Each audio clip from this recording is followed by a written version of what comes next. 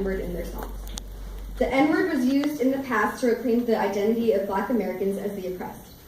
It was empowering and at the same time sent a message to the rest of the world. In many rap songs, it was used as a term of endearment in reference to the artist's family members and friends. In hip-hop today, as it has become more popularized, rappers such as Drake and Kanye West also use the N-word very frequently. Hip-hop is so huge today that it obviously includes and has included many non-Black followers. While it has become so popularized, the use of the N-word has also become more familiar. More and more people tend to use it very lightly. It is so important to stress that when listening to songs with the N-word in it, that if you're not Black, you simply can't say the word. With the word's deep-rooted history in America, it is never okay for someone who is not Black to say it, especially when it comes up in a song. Of course, personal preferences about the N-word varies widely amongst Black people, but it is up to each individual. In today's day and age, we need to be reminded that it is problematic when there is no attempt to understand others and their oppressions and instead appropriate their music and therefore cultures that is considered cool and trendy. We need to remember that not all of hip-hop today is what it was when it was first created. As actress Amanda Stenberg put it, what would America be like if we loved Black people as much as we loved Black culture?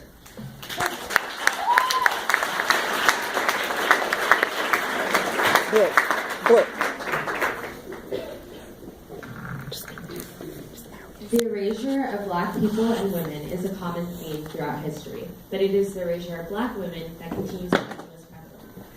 Growing up, one only hears about the successes of white men or a brief mention of Black men in the civil rights movement, which is only one of many historical instances when Black people fought for political rights. This limited historical narrative diminishes the immense contributions of Black women who were active in politics since the beginning of slavery and continue to protest to this day. The Black Lives Matter movement was founded by two Black queer women. Black women experienced erasure throughout history, and they continue to feel it today as society writes them off as angry Black women. And here's another one who's been called angry and militant. Beyonce calls on Black women to rise up by painting white flags blue in her song Freedom. At the beginning of the song section in her visual album Lemonade, Beyonce features the mothers of Trayvon Martin, Eric Garner, Michael Brown, holding up pictures of their sons shot by the police. When Beyonce performed Freedom at the Grammys, she danced in a shallow pool of water, which connected to the symbolism of the song. She sings, I'm a wave through the waters till the tide don't move. This referenced the 19th century Negro spiritual, Wade in the Water, which was how slaves escaped slave masters. Beyonce sings, I'm a riot through your borders, call me bulletproof. This line refers to recent and ever-growing acts of police brutality, as well as the Baltimore riots in response to the death of Freddie Gray by the hands of the police.